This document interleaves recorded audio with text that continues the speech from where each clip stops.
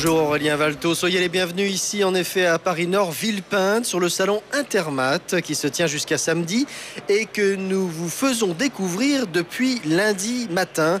4 jours de direct, un inédit sur Autoroute Info qui s'associe à la défense de l'emploi et à la progression de l'économie par l'information, avec beaucoup de fleurons, de bons pavillons français ici, d'entreprises qui exportent dans le monde entier. Il faut dire que le secteur des matériels et techniques pour les industries de la construction et des matériaux est très prisé par le monde entier. C'est le pavillon France ici qui tient cette année cette grande réunion de famille, un salon donc de professionnels et de rencontres, mais aussi ouvert au public, un salon qui peut donc susciter des vocations pour les jeunes qui cherchent leur voie, avec là en touchant du doigt tous ces engins, les bulldozers, les grues, les pelleteuses et toutes ces nouvelles techniques, les normes environnementales qui progressent énormément et un traitement social à saluer dans bien bon nombre d'entreprises qui ont compris que si l'on traite mieux l'humain, c'est toute l'économie qui s'en portera mieux.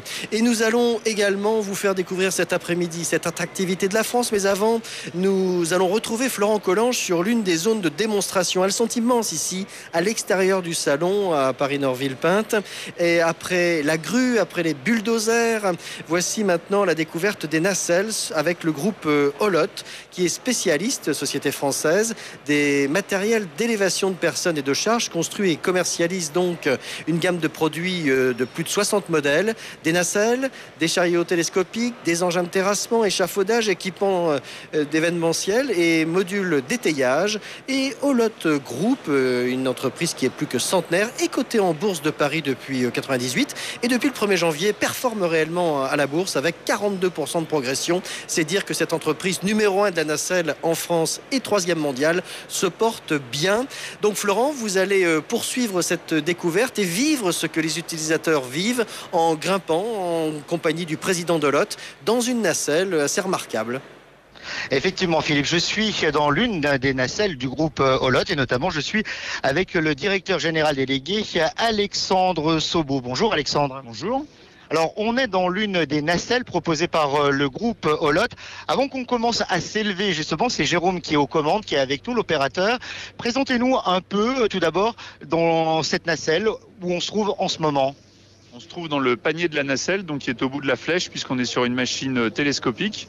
Et depuis ce panier, en fait, on peut tout faire. Il est évident qu'on peut travailler une fois qu'on est arrivé en position de travail, mais surtout, on a un poste de conduite complet qui permet de faire tous les mouvements, y compris de déplacer le châssis pour assurer le maximum de productivité des opérateurs quand ils sont en l'air, qui font des travaux de montage, de rénovation, d'entretien. Alors là, justement, Jérôme a commencé à manipuler les joysticks qui sont devant lui et on commence à s'élever. On va monter jusqu'à quelle hauteur là ?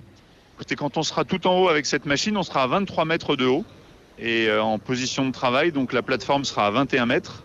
Et donc, on pourra atteindre tout un tas de positions de travail qu'il est très difficile d'atteindre avec un échafaudage ou d'autres outils, surtout en parfaite condition de sécurité.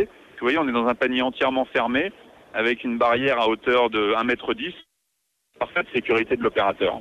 On peut notamment nettoyer, alors on a devant nous justement un bâtiment.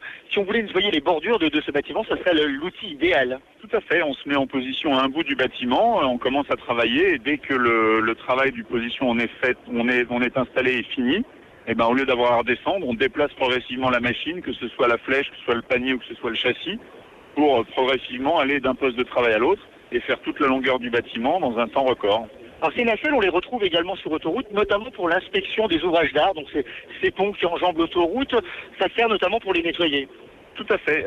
C'est des machines qui sont à usage très large, construction intérieure et sur toute la problématique infrastructure routière.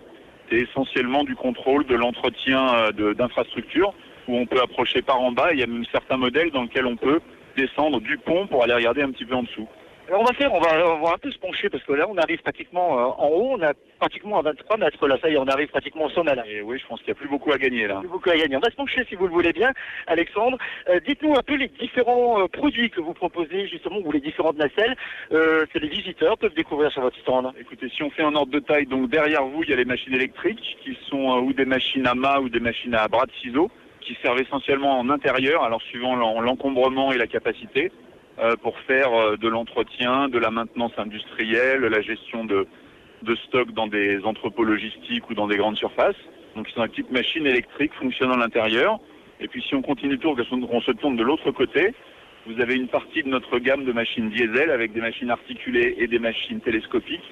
Là, sur le stand, on a entre 16 et 32 mètres. Dans la gamme complète, même si tout n'est pas présenté ici, on va de 12 mètres jusqu'à 43, qui sont là beaucoup plus spécialisés sur des travaux seulement d'entretien et de maintenance extérieure, et surtout de construction de bâtiments, charpentes métalliques, infrastructures, aéroports, usines, bien sûr. Et là, on est dans tout le cœur de l'application de la nacelle automotrice.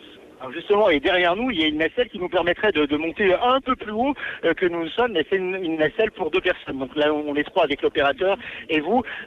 Cette nacelle, elle monte à combien là? Celle qui est juste derrière nous monte jusqu'à 32 mètres.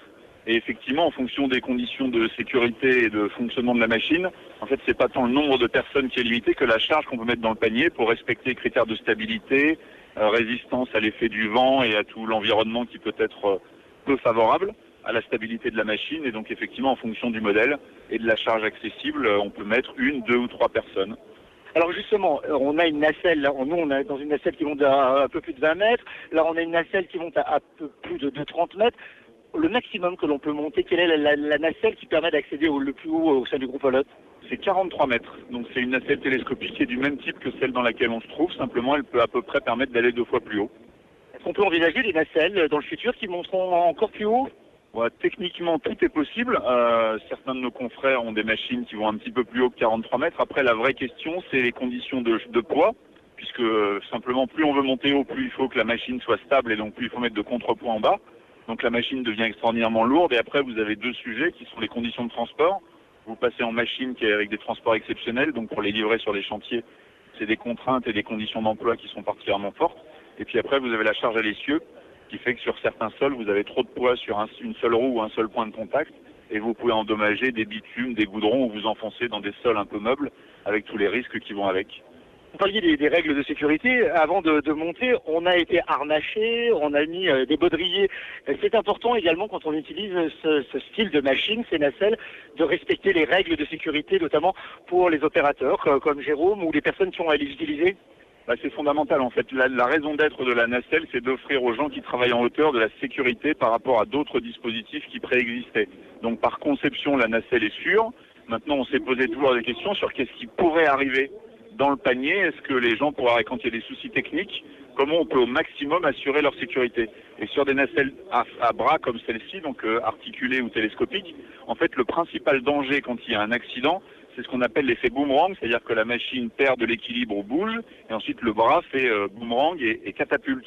Et donc le fait d'être arrimé à la nacelle réduit considérablement les risques d'accidents graves. Alors encore une fois, quand on tombe de 20 ou 30 mètres, malheureusement, il n'y a pas grand-chose à faire, mais beaucoup de circonstances d'accidents qui sont par ailleurs évidemment très rares sont liées à des éjections de la nacelle, quelles qu'en soient les conditions, et donc ce lien que l'on assure avec la nacelle permet d'augmenter encore les conditions de sécurité de tous nos opérateurs. Alors, je vais me tourner vers Jérôme, qui est justement le pilote, on va dire, de cette nacelle. Jérôme, bonjour. Vous êtes, alors, on dit qu'il n'y a pas de volant sur ces nacelles, c'est 3 joysticks. Présentez-nous un peu les différents boutons, puis on va redescendre, parce qu'on va pas tarder à rendre l'antenne et retrouver l'information trafic. Alors, on va faire la descente avec vous. Expliquez-nous ce que vous allez faire là. On va descendre de 23 mètres pour retrouver le plancher des vaches. Alors, en fait, le pupitre est séparé en 2 parties. Nous avons la partie translation à droite et la partie mouvement de la machine sur la gauche. Donc là, je vais activer le joystick de rentrée télescopage pour pouvoir redescendre la machine. Alors, on me dit justement qu'on va rendre dans 2 minutes justement l'antenne. On peut descendre en 1 minute là, avant de repasser le micro à Philippe? Effectivement, on peut descendre en 1 minute. Eh bien, allez-y. Expliquez-nous ce que vous faites en même temps. Donc là, je fais un cumul de mouvements, je rentre le télescopage tout en descendant la flèche. Et je vais faire également un mouvement de pendulaire. Donc j'effectue 3 mouvements simultanés pour pouvoir rejoindre le sol. Est-ce que c'est compliqué? Est-ce que c'est difficile? Ou on va dire que c'est à la portée de tous de piloter ce style d'engin? C'est à la portée de tout le monde. Il y a une formation de 3 jours pour passer son KSS. Et cela vous permet à utiliser la machine en toute sécurité. Merci beaucoup Jérôme. Et voilà, écoutez Philippe, on vient de retrouver justement le sol, vous voyez, de 23 mètres à 0, en tout cas sur le sol, on s'est retrouvé en moins d'1 minute. Merci beaucoup Alexandre Saubeau en tout cas pour cette présentation. Merci à vous. Merci également, Jérôme. Merci beaucoup. À suivre à partir de 14h45, la suite et la fin de ces 4 journées exceptionnelles et spéciales sur l'antenne d'Autoroute Info consacrées à ce salon Intermat. Et nous nous pencherons enfin sur la renommée mondiale des entreprises françaises avec 2 de ses porte-drapeaux, les groupes Manitou et Faya. Sachez encore que ce programme est à suivre également sur autorouteinfo.fr ou sur la chaîne YouTube d'Autoroute Info, mot-clé Intermat. Tout de suite, l'information, circulation, il est 14h.